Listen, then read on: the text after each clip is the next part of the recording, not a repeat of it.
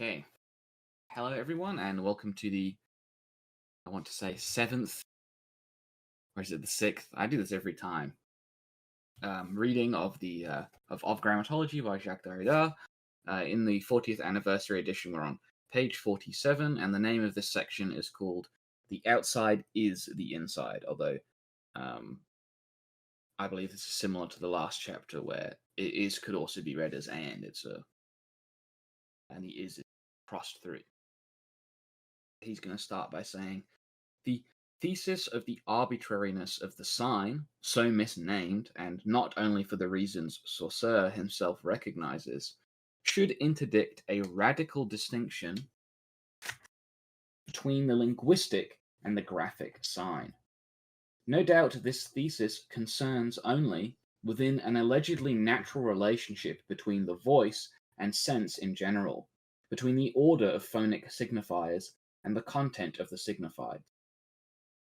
Quote, the only natural bond, the only true bond, the bond of sound, end quote.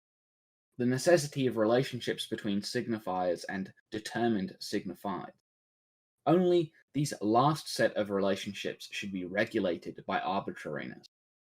Within the natural relationship between phonic signifiers and their signifieds, in general, the relationship between each determined signifier and determined signified would be arbitrary. Now, from the moment that one considers the totality of determined signs spoken and a fortiori written as unmotivated institutions, one must exclude all relationships of natural subordination, all natural hierarchy among signifiers or orders of signifiers. If writing signifies inscription, and especially the durable institution of a sign, and that is the only irreducible kernel of the concept of writing. Writing in general covers the entire field of linguistic signs. In that field, a certain sort of instituted signifiers may then appear, graphic in the narrow and derived sense of that word, regulated by a certain relationship with their instituted, hence written, even if they are phonic signifiers. The very idea of institution, hence of the arbitrariness of the sign, is unthinkable before the possibility of writing and outside of its horizon. Quite simply, that is, outside of the horizon itself, outside the world as space of inscription, as the opening to the emission and to the spatial distribution of signs, to the regulated play of their differences, even if they are phonic. So he's kind of doing a weird pseudo-anarchist thing, talking about all natural. There needs to be a subordination of all natural hierarchy among signifiers or orders of signifiers, which is kind of like what he's been talking about before already, right? Regards to this signifier signified distinction in the first place. That I think we shouldn't ought to put much stock in, and then also in by doing this, when we are like flattening out the linguistic signs, right? When we're like taking away the signifier signified distinction, then we can also take the words outside of, like they say, outside of the horizon, outside of the world of space as inscription, as the opening to the emission, to the spatial distribution of signs. We're no longer grounded in like this certain type of communication, right? We can now see anything as a form of communication, as something that is conveying content, or not intentional content, because there is no intention necessary here, right, in order to pick up on these things. But yeah, we open ourselves up to like everything, to this whole horizon and beyond this horizon, because we don't have to view, for instance, a word as something referential to a physical thing. It doesn't have to be now constrained by things like time or space or a horizon of phenomenology. Let us now persist for a while in using this opposition of nature and institution, of physis and nomos, which also wishes to say, of course, a distribution and division regulated precisely by law, which a meditation on writing should disturb, although it functions everywhere as self-evident, particularly in the discourse of linguistics. So, he's saying that the difference between nature and institution is seen as like largely accepted. We must then conclude that only the signs called natural, those that Hegel and Saussure call symbols, escape semiology as grammatology, but they fall a fortiori outside the field of linguistics as a region of general semiology. The thesis of the arbitrariness of the sign thus indirectly but irrevocably contests Saussure's declared proposition when he chases writing to the outer darkness of language. This thesis successfully accounts for a conventional relationship between the phoneme and the grapheme. In phonetic writing, between the phoneme, signifier signified, and the grapheme, pure signifier. But by the same token, it forbids that the latter be an image of the former. Now it was indispensable to the exclusion of writing as external system that it come to shoot forth an image, a representation or a figuration, an exterior reflection of the reality of the language. It matters little here, at least, that there is in fact an ideographic filiation of the alphabet. This important question is much debated by historians of writing. What matters here is that in the synchronic structure and systematic principle of alphabetic writing and phonetic writing in general, no relationships of natural representation be implicated, none of resemblance or participation, no symbolic relationship in the Hegelian Saussurean sense, no iconographic relationship in the Peircean sense. So he's using the term synchronic here, which most people probably aren't familiar with. I think Saussure was the first one to use it, but anyway, there are two characteristics that are seen to reside with a word, or we could say with a sign in general. The first one is the the history of a word, how a word changed over time, right? Which most people are familiar with. Like for instance, the term "gay," I guess, right? Gay used to mean like happy or whatever, joyful, gleeful, and now it's become like used to refer to people that are homosexual. And the synchronic meaning, which basically means that each word, in a sense, derives its meaning from other extant words that exist right now. So, if I use something in a certain sentence, it may have, because the context of the word is different, because it's in a certain sentence, it may convey a completely different meaning. And also, words are defined by other words. So there's like this depth, there's like this up and down history motion, and then there's like this web as well of connections to other words or signs. And what Derrida is again saying here is that we shouldn't see alphabetic writing, like words or phonetic writing in general, as being a representation or participation or resembling a real thing. Like the word tree is a thing as much as a tree is, and it's a different kind of thing that is definitely related to a real tree, but is not a real tree and is not a representation of a real tree either, in the same way that the real tree is not a representation of the word tree, right? They're just related. One must therefore challenge, in the very name of the arbitrariness of the sign, the Saussurean definition of writing as image, hence as natural symbol of language. Not to mention the fact that the phoneme is the unimaginable itself, and no visibility can resemble it. It suffices to take into account what Saussure says about the difference between the symbol and the sign. In order to be completely baffled as to how he can at the same time say of writing that it is an image or figuration of language, and elsewhere define language and writing as two distinct systems of signs. For the property of the sign is not to be an image. By a movement which gave Freud pause, in a way, we know from the interpretation of dreams. Saussure thus accumulates contradictory arguments to bring about a satisfactory decision, the exclusion of writing. In truth, even within so-called phonetic writing, the graphic signifier refers to the phoneme through a web of many different dimensions, which links it, like all signifiers, to other written and oral signifiers, within a total system open, let us say, to all possible investments, cathexis of sense. We must begin with the possibility of that total system. So yeah, again, I mean, he's making the point here, like, the phoneme uh, literally cannot be shown visually, because the moment it is, it's not a phoneme anymore, right? It's not pronounced, it's not enunciated, and there's no way of writing something down to properly capture enunciation. Somebody has to explain to you how the enunciation works by doing it vocally, by doing it auditorially. It can't be explained properly with writing unless you already know something about that writing.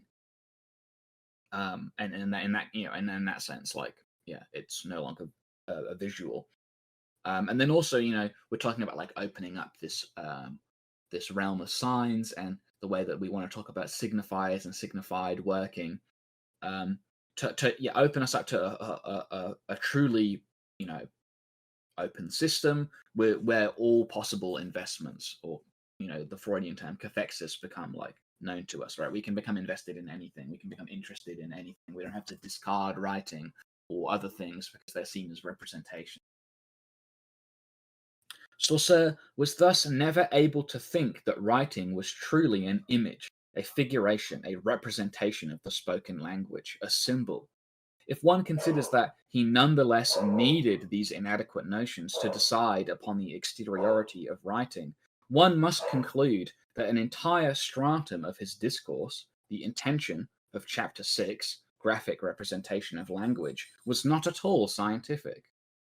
When we say this, we are not, first and foremost, directed towards Ferdinand de Saussure's intention or motivation, but rather the entire uncritical tradition to which he is here the heir. To what zone of discourse does this strange functioning of argumentation belong? This coherence of desire producing itself in a near-oneric way. But it clarifies the dream rather than allow itself to be clarified by it, through a contradictory logic. How does this functioning articulate itself with the entirety of theoretical discourse throughout the history of science? Better yet, how does it work from within the concept of science itself? It is only when this question is elaborated, if it is someday, when one will have determined outside of all psychology, as of all sciences of man, outside metaphysics, which can now be Marxist or structuralist, the concepts required by this functioning are defined. When one is up to the measure of respecting all its levels of generality and articulation, it is only then that one will be able to state rigorously the problem of the articulated appurtenance of a text, theoretical or otherwise, to an entire set. Here, for example, the situation of the Saussurean text, which we are treating at the moment, it is clearly evident only as a conspicuous index within a given situation, without professing to answer yet for the concepts required by the functioning of which I have just spoken. My justification would be as follows. This and some other indices, in a general way, the treatment of the concept of writing, already give us the assorted means of broaching the deconstruction of the greatest totality, the concept of the episteme and logocentric metaphysics, within which are produced, without ever posing the radical question of writing, all the Western methods of analysis, explication, reading, or interpretation. So interesting that he uses the term episteme here. I'm pretty sure he uses it before Foucault does. But yeah, he's talking about the already the tools exist there within writing. We're on page 50. Page 50 as it is on the page, not as it is in the PDF. But yeah, the tools already exist there within writing in general for us to start doing, what he's now calling deconstruction. And he actually has deconstruction here written with a hyphen, which he doesn't usually write it.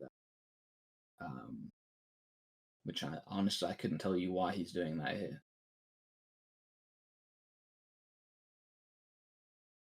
Continuing anyway. Now we must think that writing is at the same time more exterior to speech, not being its image or its symbol, and more interior to speech, which is already in itself a writing, even before it is linked to incision. engraving, drawing, or the letter, to a signifier referring in general to a signifier signified by it, the concept of the graphy, unit of a possible graphic system, implies, as the possibility common to all systems of signification, the instance of the instituted trace. Our efforts from now on will be directed towards slowly detaching these two concepts from the classical discourse from which we necessarily borrow them. This effort will be laborious, and we know a priori that its effectiveness will never be pure and absolute. So interesting here. So obviously he's trying to like recapture these ideas of what we might use to refer to in image or to symbol. You know what we think of these things, and also again, kind of relating to what I was saying earlier, that writing should be seen as both exterior and interior to speech, as opposed to merely being representative of it. And I would say the same goes the other way as well. And he's also conscious here. You know, he's saying we're about to engage in this effort of trying to, you know, re-establish these ideas of signification in a way that makes sense, but that its effectiveness will never be pure and absolute. And I don't think we would want it to be. We wouldn't want to profess that it is pure and absolute, right? Or we might be missing the point, perhaps. And he's also started to talk about the trace, which hopefully he'll go into more detail. The instituted trace is unmotivated, but it is not capricious. Like the word arbitrary, according to Saussure, it should not imply that the choice of the signifier is left entirely to the speaker. It simply has no natural attachment to the signified within reality. The rupture of that natural attachment puts in question for us the idea of naturalness rather than that of attachment. That is why the word institution should not be too quickly interpreted within the classical system of oppositions. So he's talking about the way Saussure used the word trace, which is to say that, or arbitrary rather, that it should imply that the choice of the signifier is left entirely to the speaker. It shouldn't imply that there is something else not left to the speaker that is happening here. And this is what Derrida wants to move into when he starts talking about the trace, which might be his most important concept ever. One cannot think the instituted trace without thinking the retention of difference within a structure of reference, where difference appears as such, and thus permits a certain liberty of variation among full terms. The absence of an other here now, of another transcendental present, of an other origin of the world appearing as such, presenting itself as irreducible absence within the presence of the trace, that is not a metaphysical formula substituted for a scientific concept of writing. This formula, besides the fact that it is the questioning of the metaphysics itself, describes the structure implied by the arbitrariness of the sign, right? The structure that the trace here is implied by this arbitrariness, right? So Saussure said that some words, some signifieds are arbitrary with regards to their signifier. And Derrida has basically said that's the case for all signifiers and signified. So all signs, all signifiers and signifiers have an arbitrary relation, and that means that they're not all solely determined by the speaker.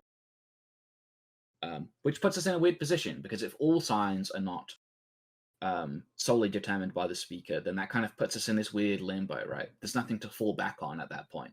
Where we can't fall back on the self, for instance, because it's also when I say self, right, it has an arbitrary relation to what the self actually is. It's not the self. It's the word self. It's the concept of the self rather than the self, if that even is a thing, right? From the moment that one thinks of its possibility, short of the derived opposition between nature and convention, symbol and sign, etc., these oppositions have meaning only after the possibility of the trace. So this weird limbo that we're in is paradoxically also what makes this signification possible in the first place, right? Even though it seems to offer us nothing at the same time, even though it seems to be this, we're stuck on this absent, non-concreted ground where we're always waiting for the meaning of a particular sign. The unmotivatedness of the sign requires a synthesis in which the completely other announces itself as such, without any simplicity, any identity, any resemblance or continuity, within what is not it, announces itself as such. There we have all history, from what metaphysics has defined as non-living up to consciousness, passing through all levels of animal organization. The trace, where the relationship with the other is marked, articulates its possibility in the entire field of being, which metaphysics has defined as the being present, starting from the oculated movement of the trace. The trace must be thought before being, but the movement of the trace is necessarily oculated. It produces itself as self-oculation. When the another announces itself as such, it presents itself in the dissimulation of itself. This formulation is not theological, as one might believe somewhat hastily. The theological is a determined moment in the total movement of the trace. The field of being, before being determined as the field of presence, structures itself according to the diverse possibilities, genetic and structural, of the trace. The presentation of the other as such, that is to say, the dissimulation of its as such, has always already begun, and no structure of being escapes it. So here he's heavily criticizing not just Heidegger, Husserl, Hegel, but also Levinas, actually, as well, because he's pointing out that the determination of the other, the way that the other is revealed to us, has to come from this trace, right? And it's called the trace because we could see meaning as coming from these relations between signs. But the problem is that the moment that we see this relation, us seeing the relation, right? It's oculation, it's oculated, we see it, or occulted, it even says rather. But in either way, the moment we're aware of it, it immediately is under erasure, right? It changes. So the trace is erased and then placed again the moment that we're even aware of it. And so there's always this movement of difference, right, that he's talked about earlier, where each sign is immediately changing the moment that we even attempt to grasp it, and so it moves away again. And this is the field, right? This perpetually absent field is the necessary condition for the arrival of the other in the first place, which it's not something that Levinas agrees with, and it's certainly not something that Heidegger agrees with. And Heidegger actually places being first, but again, as we can see, before we can be open to being, right, before a being can comport towards us, before we can comport towards a being as well and understand it, there is first this movement of difference along the trace that escapes us immediately.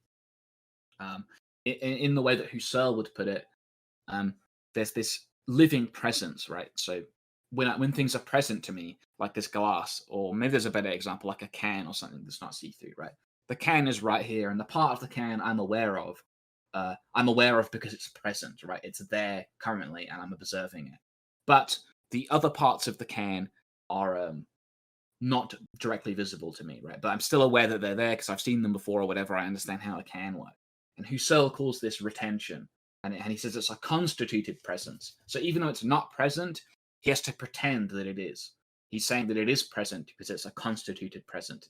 And Derrida criticizes this as a metaphysics of presence, which he did earlier, saying that this is a preferential treatment of granting presence over absence, right? Just because the other side of the can is absent doesn't mean that it isn't relevant as well. Just because it's been pushed away by the movement of difference. And what Derrida basically does is he says even the living present is itself pushed away, and the living present for Husserl was the last thing that was on the inside. So to explain that more as well, Descartes, in particular, had this idea of a dualism, right? There's the world, and then there's like the world outside, the objective world, right? And then there's the subjective world on the inside. And Husserl was able to push most of that stuff out and say, when I look at the can or whatever, the relation between me and the can isn't actually a part of me; it's outside of me and goes, to the can.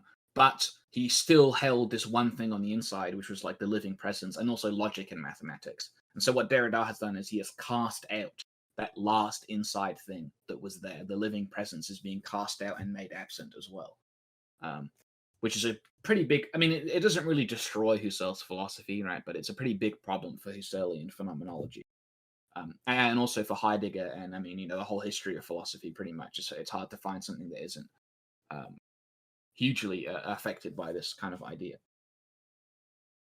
I don't know if anybody has any questions about anything I just said before I move on.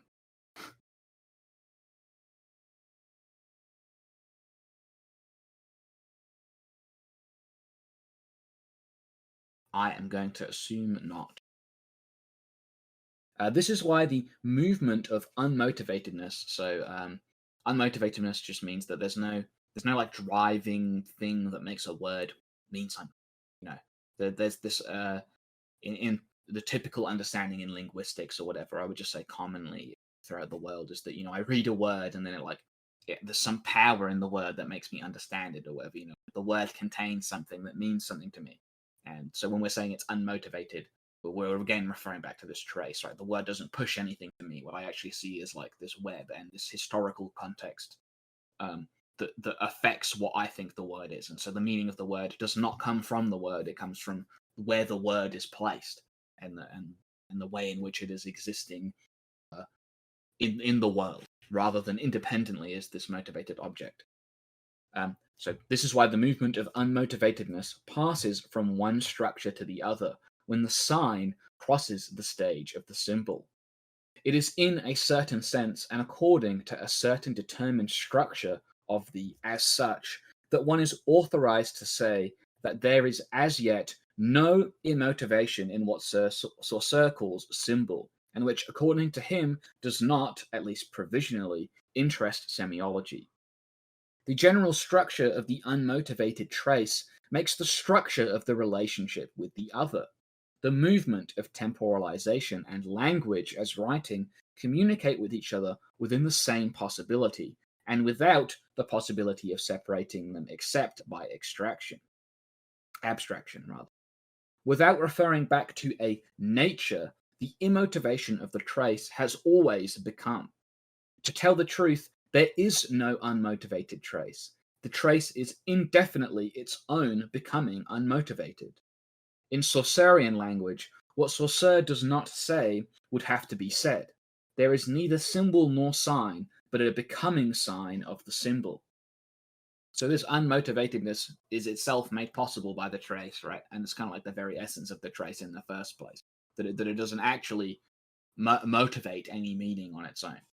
Um, even the trace itself, which is kind of like a context embodied, right? Well, embodied might be a bad way of putting it, but it's a name that we've given to this field. Additionally, as it goes without saying, the trace whereof we speak is not more natural. It is not the mark, the natural sign, or the index in the Husserlian sense, than cultural, not more physical than psychic, biological than spiritual. It is that starting from which a becoming unmotivated of the sign is possible, and with it all the ulterior oppositions between physis and its other, physis being nature. In his project of semiotics, Peirce seems to have been more attentive than Saussure to the irreducibility of this becoming unmotivated. In his terminology, one must speak of a becoming unmotivated of the symbol, the notion of the symbol playing here a role analogous to that of the sign which Saussure opposes precisely to the symbol. Quote, symbols grow. They come into being by development out of other signs, particularly from icons, or from mixed signs, partaking of the nature of icons and symbols. We think only in signs. These mental signs are of mixed nature. The symbol parts of them are called concepts. If a man makes a new symbol, it is by thoughts involving concepts. So it is only out of symbols that a new symbol can grow. End quote. Peirce complies with two apparently incompatible exigencies. The mistake here would be to sacrifice one for the other. We must recognize the rooting of the symbolic, in Peirce's sense of the arbitrariness of the sign, in the non-symbolic, in an anterior and linked order of signification.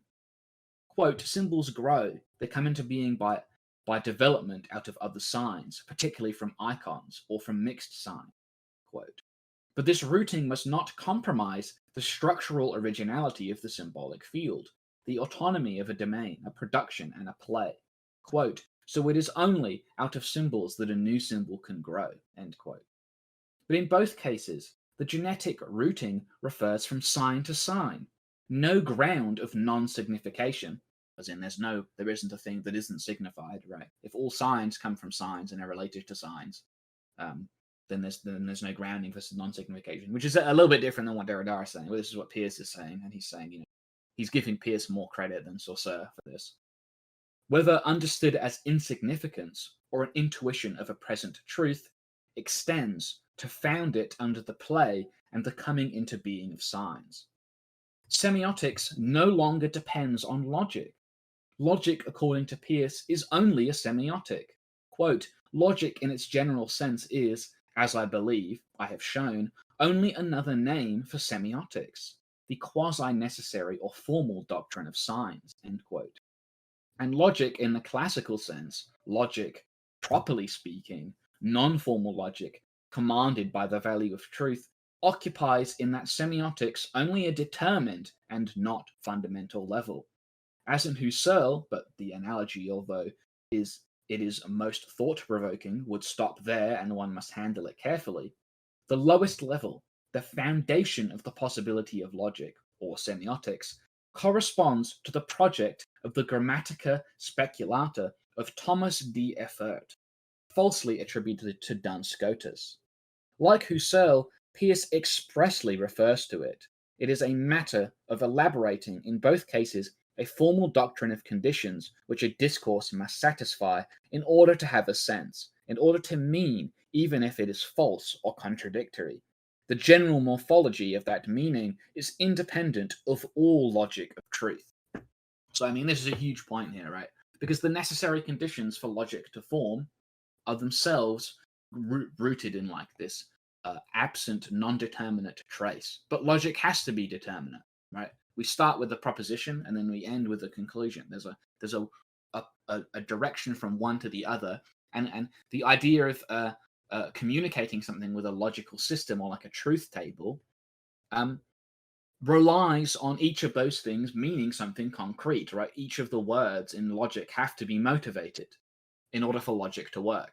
But if they're unmotivated, if they're constantly abstracted away, if they're always deferred by this movement of difference in the trace, then we can't do anything with logic, right? Whether something was logically correct would be coincidental. It wouldn't actually confer to some like universal fundamentality or whatever. And he even says here, that even this more pre-Aristotelian understanding of logic, like how somebody might casually say, "Oh, that's logical," that makes sense. What you just said is logical. Even that movement, even this non-formal logic, is itself like just coincidentally taking place in the trace, right? It's not like it actually fundamentally hits some universal truth. It still is in this interplay. I'm going to read this quote here from Peirce. The science of semiotic has three branches. The first is called by Duns Scotus Grammatica Speculativa, which Derrida pointed out is not by Duns Scotus.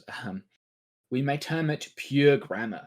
It has for its task to ascertain what must be true of the representamen used by every scientific intelligence in order that they may embody any meaning.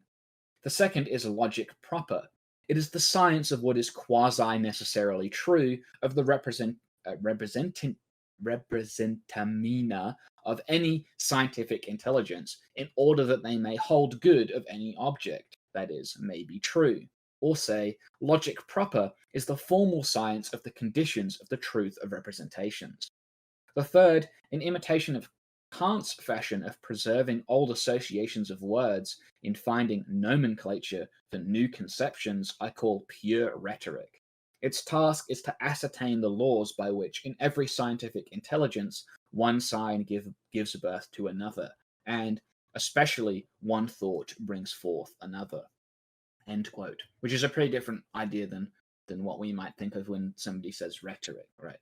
pure rhetoric here is like the emergence of one sign from another. But obviously, in this conception of the trace, that doesn't work either. Peirce goes very far in the direction that we have called the deconstruction of the transcendental signified, which at one time or another would place a reassuring end to the redirection from sign to sign.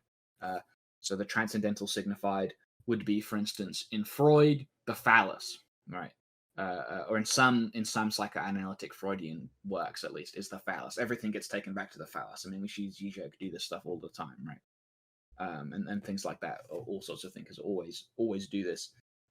So what's really happening here in After Grammatology is that what Derrida has almost beaten Deleuze and Guattari to the punch that they would make later in Anti-Oedipus, right? Where they start criticizing the transcendental signified as well.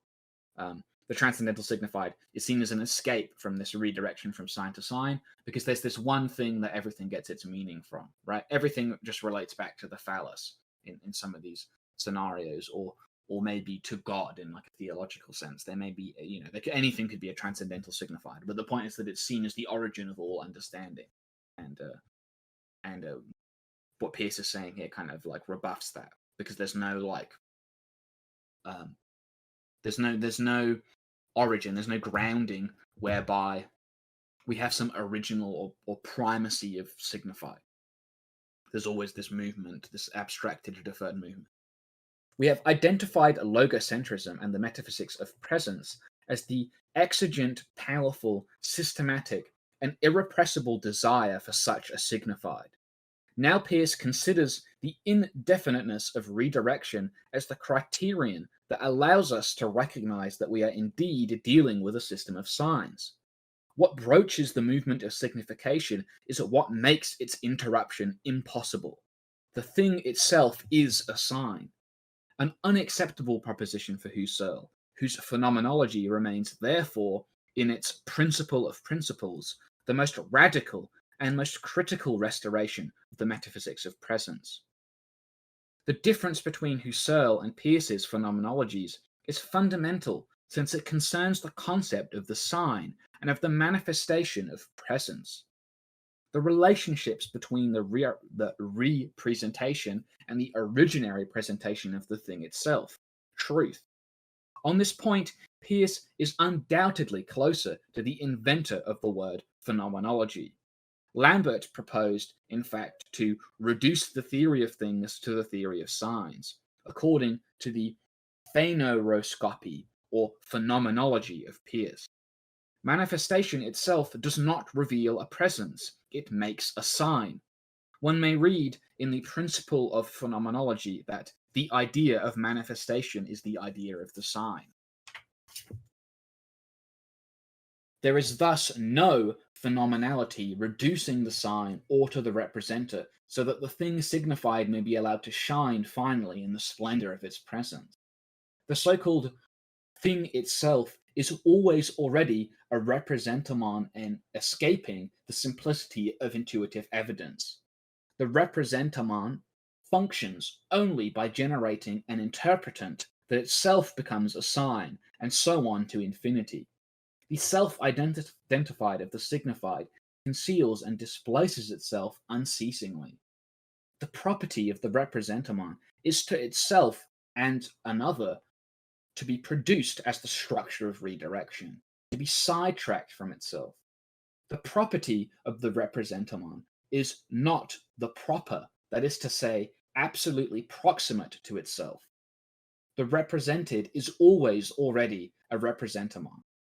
Definition of the sign, quote, anything which determines something else, its interpretant, to refer to an object to which itself refers its object in the same way.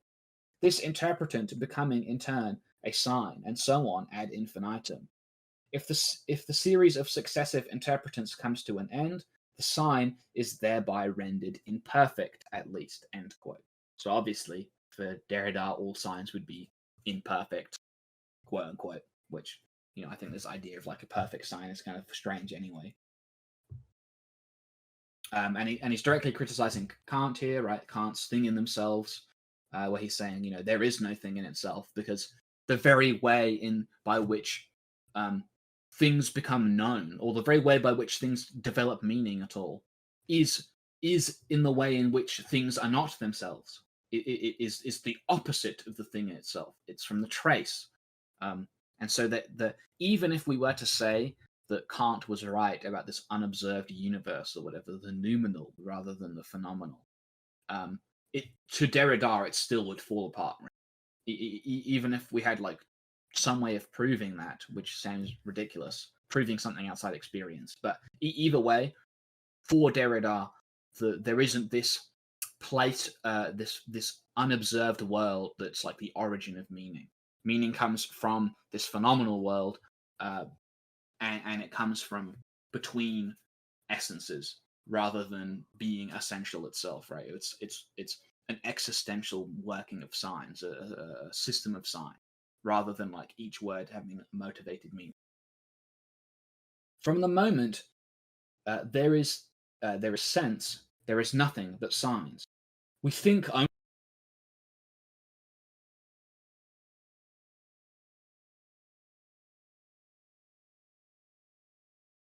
in signs, which amounts to ruining the notion of the sign recognized in the absoluteness of its right. One could call play, which is a Nietzschean term, the absence of the transcendental signified, making play boundless. That is to say, the shaking up of the ontotheology and the metaphysics of presence. It is not surprising that the shock of that shake, working metaphysics since its origin, lets itself be named as such in the epoch when, refusing to bind linguistics to semantics, which all European linguists, from Husserl to Hegenslev, still do, expelling the problem of meaning outside of their researches, certain American linguists constantly refer to the model of play or game.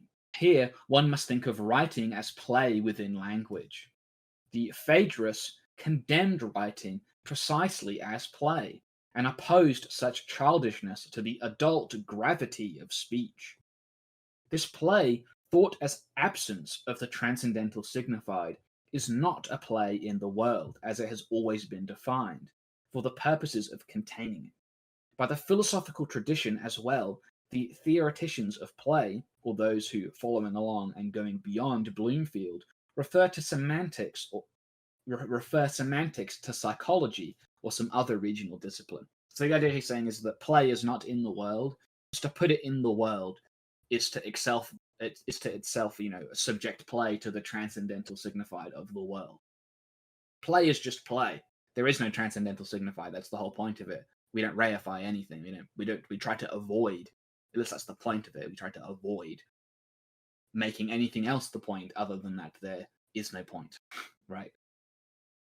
To think play radically and to think play radically, the ontological and transcendental problematics must firstly be seriously exhausted. The question of the sense of being, and of the transcendental origin of the worldness of the world, must be patiently and rigorously worked through. The critical movement of the Husserlian and Heideggerian questions must be effectively followed to the very end, to conserve their effectiveness and legitibility. Even if this were done under erasure, for otherwise the concepts of play and writing to which one must have recourse will remain caught within regional limits, and an empiricist, positivist, or metaphysical discourse. The party that the holders of such a discourse would oppose to the thrust of the pre-critical tradition and to the metaphysical speculation would be nothing but the worldly representation of their proper operation. It is therefore the game of the world that must be thought first, before attempting to understand all the forms of play in the world. So we're not just going to propose the world as the place where play happens. We're going to actually think about what entails the world. And he's kind of saying that what he's doing here is like a completion of the Husserlian Heideggerian questions, or continuation, if not a completion. As I spoke about earlier, like with him casting out the living presence of Husserl. We are from the onset within the becoming unmotivated of the symbol. With regard to this becoming, the opposition of diachronic and synchronic is also derived. It would not be able to command a grammatology uh, pertinently. The immotivation of the trace ought now to be understood as an operation, and not as a state, as an active movement, a demotivation, and not as a given structure. Science of the arbitrariness of the sign, science of the immotivation of the trace, science of writing before speech, and in speech. Grammatology would thus cover a vast field within which linguistics would be abstraction, delineate its proper place, would by abstraction delineate its proper place, with the limits that Saussure prescribes to its internal system and which must be carefully re-examined in each speech-writing system in the world and history. By a substitution which should be anything but verbal, one should replace semiology by grammatology in the program of the course in general linguistics. Quote, I shall call it grammatology, since the science does not yet exist. No one can say what it would be, but it has a right to existence, a place staked out in advance. Linguistics is only a part of that general science. The laws discovered by grammatology will be applicable to linguistics, end quote. Which obviously is Derrida having a bit of fun with Saussure by swapping out when he uses the term semiology with grammatology. The advance of this substitution will only be to give to the theory of writing the scope needed to counter logocentric repression and the subordination to linguistics.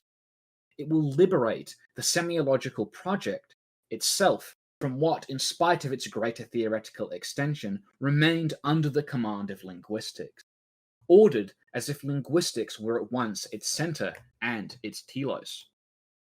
Even though semiology was in fact more general and more comprehensive than linguistics, it continued to be regulated by the privilege of one of its regions.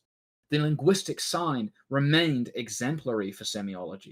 It dominated it as the master sign and as the generative model, the pattern. Quote, one could therefore say that signs that are wholly arbitrary realize better than the others the ideal of the semiological process. That is why language, the most complex and universal of all systems of expression, is also the most characteristic. In this sense, linguistics can become the master pattern for all branches of semiology through language. Is only one particular, although language rather is only one particular semiological system. End quote. Consequently, reconsidering the order of dependence prescribed by Saussure, apparently inverting the relationship of the part to the whole. Barthes, as in Roland Barthes, in fact carries out the profoundest intention of the course. From now on, we must admit the possibility of reversing Saussure's proposition someday. Linguistics is not a part, even if privileged, of the general science of signs. It is semiology that is a part of linguistics. This coherent reversal, submitting semiology to a translinguistics, leads to its full explication, a linguistics historically dominated by logocentric metaphysics, for which, in fact, there is not and should not be any meaning except as name, dominated by the so-called civilization of writing that we inhabit, civilization of the so-called phonetic writing, that is to say, of the logos where the sense of being is, in its telos, determined as parousia. To describe the fact and the vocation of signification within the closure of this epoch and the civilization in the process of disappearing in its very globalization. The Barthian reversal is fecund and indispensable. I think I may end here because, yeah, this section is way too long. Although, actually, how far away are we from the end? A lot. So, does anybody, either of you two, I should say, have any questions or any comments about what we said? Because I think this was a pretty good section so far.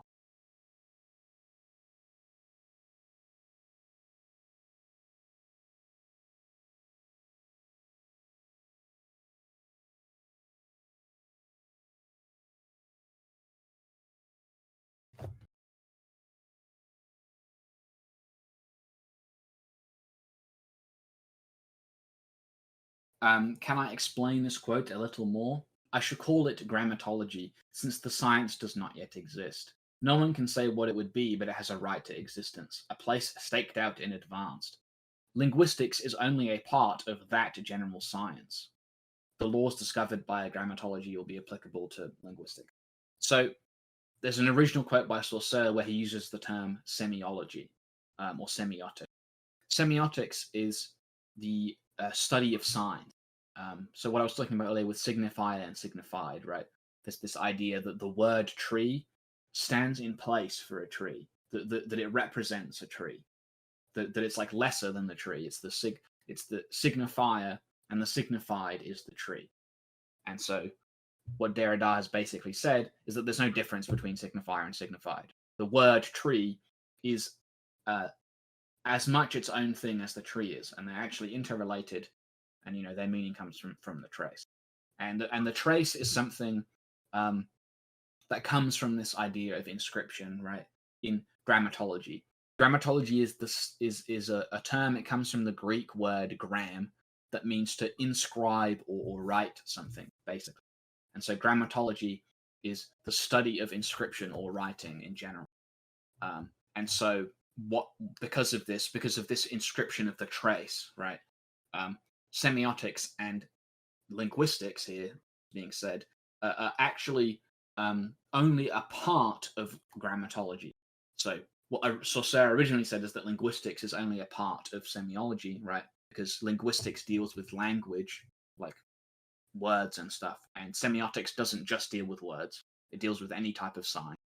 But semiotics itself is subservient to grammatology, or is contained within grammatology, and so that should also be true of linguistics. But what Saussure wanted to do was get rid of writing. He thought writing was like a perversion of speech, which I've talked about in prior recordings, so I don't want to talk about it too much here. Does that help?